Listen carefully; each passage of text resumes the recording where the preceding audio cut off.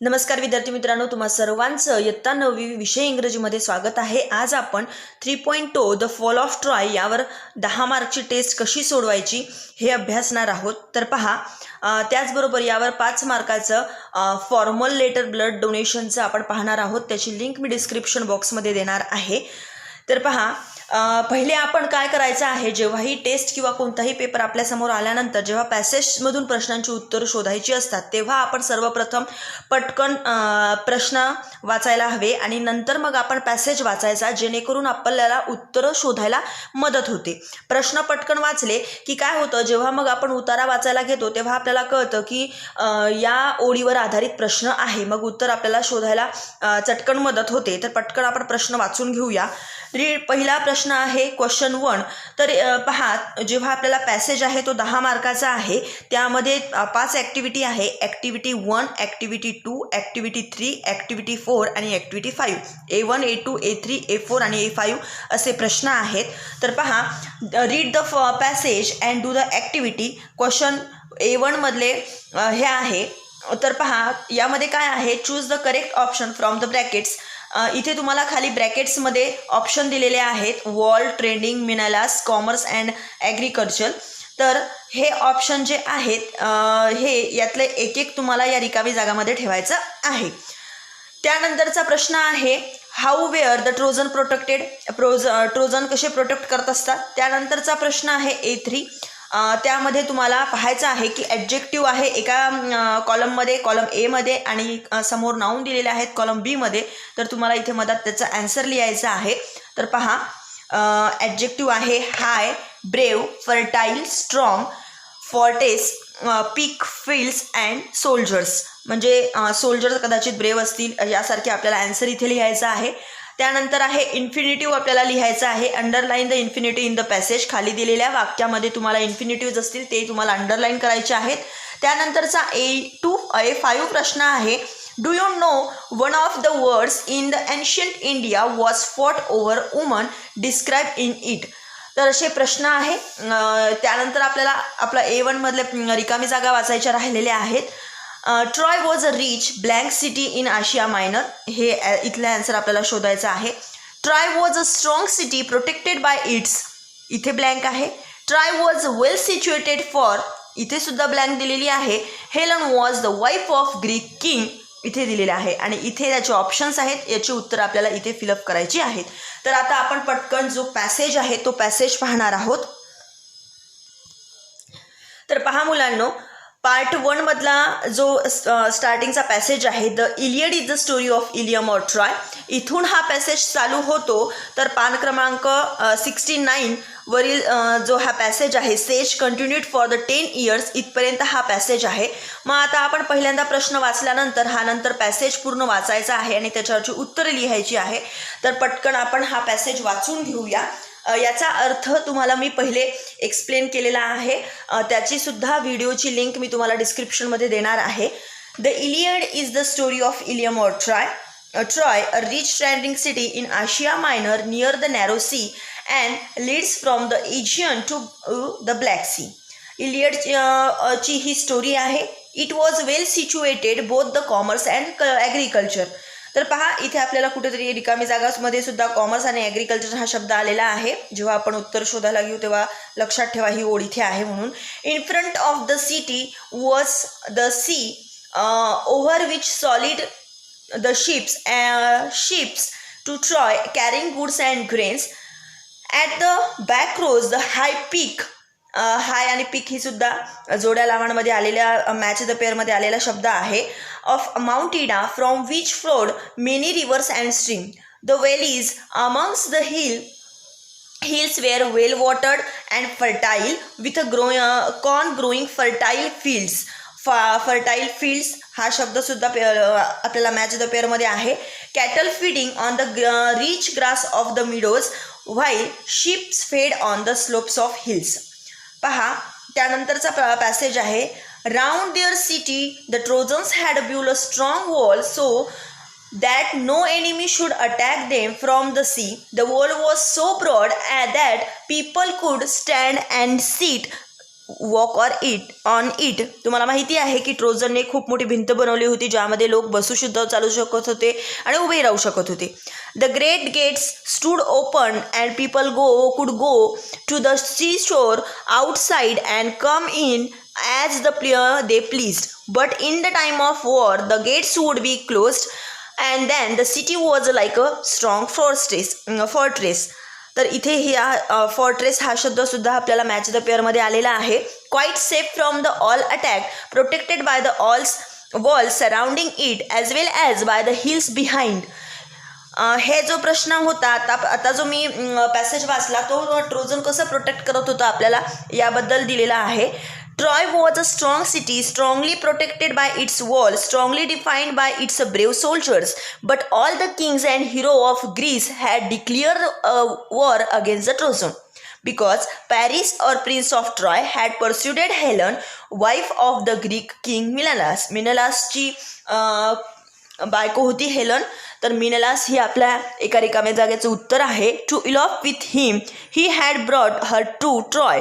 The Greek wanted to take revenge on Troy for the wrong done to Menelaus. They sailed to Troy and laid siege to the city. The Trojan too fought hard and the siege continued for the 10 long years. तर या सगळ्या पॅसेजचा अर्थ मी याच्या आधी तुम्हाला समजून सांगितलेला आहे. आता आपण पॅसेज पाहिलेला आहे.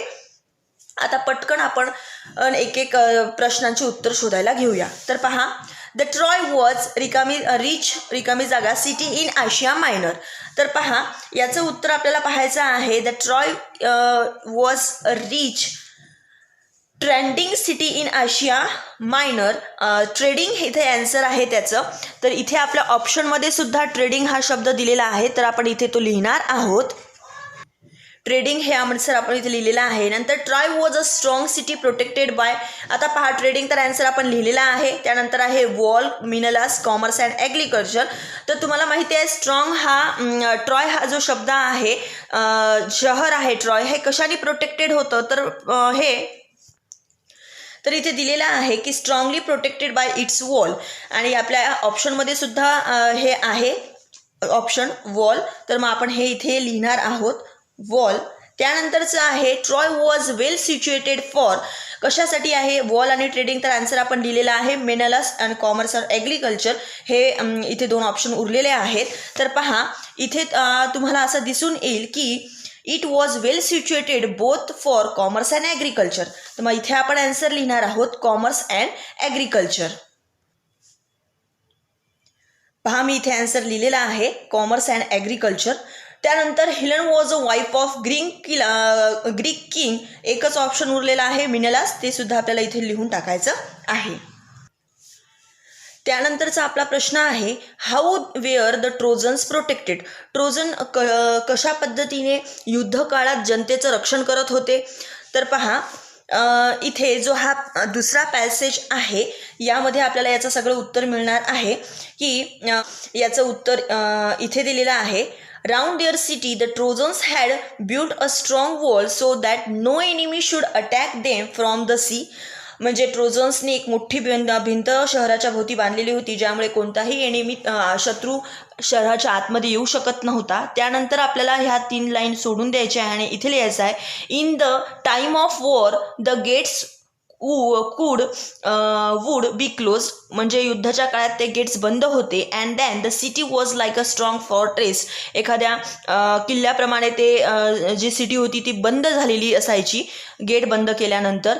Quite safe from the all attack, protected by the walls surrounding it as well as the hill behind. आणि त्याचबरोबर मागच्या बाजूला मोठा हिल होतं, माउंट इडा होता, त्यामुळे मागूनही कोणी अटॅक करू शकणार नव्हतं. या पद्धतीने आपल्याला आन्सर लिहायचा आहे.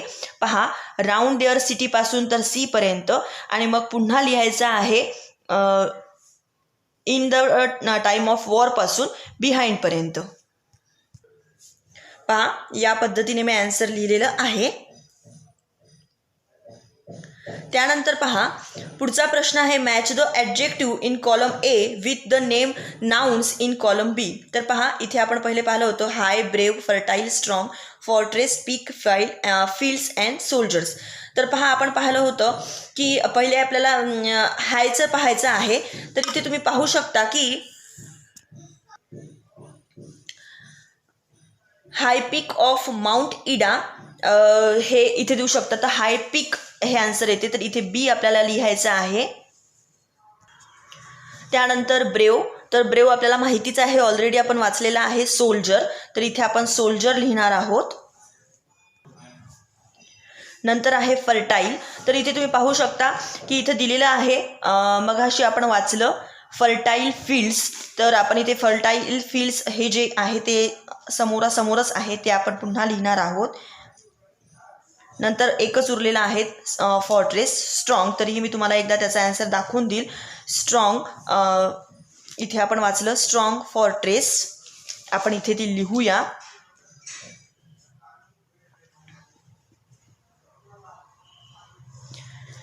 तर अशा पद्धतीने आपण A3 ॲक्टिव्हिटीसुद्धा कंप्लीट केलेली आहे. त्यानंतरचे आहे underline the infinitive in the sentences. आपण वर्गामध्ये खूपदा शिकलेलो आहोत. अंडरलाईन द इन्फिनिटिव्ह म्हणजे काय? 2+V1. तर इथे Paris persuaded Helen to elope with him. 2+V1 म्हणजे इन्फिनिटिव्ह. तर आपण टू इलॉपला अंडरलाईन करणार आहोत, आपल्याला अंडरलाईनच करायचं आहे. त्यानंतर the Greek wanted to take revenge, इथे सुद्धा 2+V1 आहे. टू टेक, इथे सुद्धा आपण त्याला अंडरलाईन करणार आहोत. अशा पद्धतीने आपल्याला आन्सर लिहायचा आहे. त्यानंतरचा प्रश्न आहे do you know one of the Wars in ancient India was fought over a woman, describe it in short. पहा या प्रश्नाचा अर्थ काय आहे की प्राचीन भारताच्या काळातील युद्धापैकी एक युद्ध जे स्त्रीवरून लढले गेले होते ते तुम्हाला माहिती आहे काय? त्याचं डिस्क्राईब इन इट म्हणजे ते तुम्हाला थोडंसं डिस्क्राईब करायचं आहे. तर पहा असं आपल्याला या पद्धतीने आन्सर लिहायचा आहे. You can add your own sentences. It's a just example of answer. I know such a war was fought between Ram and Ravan. मला माहिती आहे राम आणि रावणमध्ये झालेलं युद्ध. Ravan a demon kings of Lanka came in disguise as a sadhu or forcefully took away Sita. Ravan आपल्या लंका सोडून आला होता आणि त्याने साधूचं वेश करून सीताला आपल्यासोबत तो घेऊन गेला होता. The wife of Ram, Sita कोण होती? वाईफ ऑफ राम, रामची बायको होती. Ram with his monkey army reached Lanka, रामाने त्याची जी वानर सेना घेऊन लंकावर तो गेला होता. ही फॉट अगेन्स्ट रावण, रामाने रावणाच्या विरुद्ध युद्ध केलं. डिफीट हिम, त्याला हरवलं. अँड किल्ड रावण, रावणाला मारलं. And brought back Sita to Ayodhya, आणि सीताला घेऊन तो अयोध्येला वापस आलं होतं. My dear friends, you have to add your own sentences, your own thoughts, जे तुमचे स्वतःचे विचार आहेत ते तुम्हाला इथे लिहायचे आहेत. अशा पद्धतीने तुम्हाला ही टेस्ट सोडवायची आहे. यामध्ये आपण एकूण 5 प्रश्न पाहिलेले आहेत. त्याचबरोबर तुम्हाला एक 5 मार्काचा पत्र लिहायचं आहे. ते आहे जे आपण शिकलेलं आहोत ब्लड डोनेशनचं जे फॉर्मल लेटर आहे. You have to write the organiser of blood donation camp. Blood donation कॅम्पचे जे ऑर्गनायझर आहे त्यांना तुम्हाला पत्र लिहायचं आहे आणि त्यांना थँक्स म्हणायचं आहे.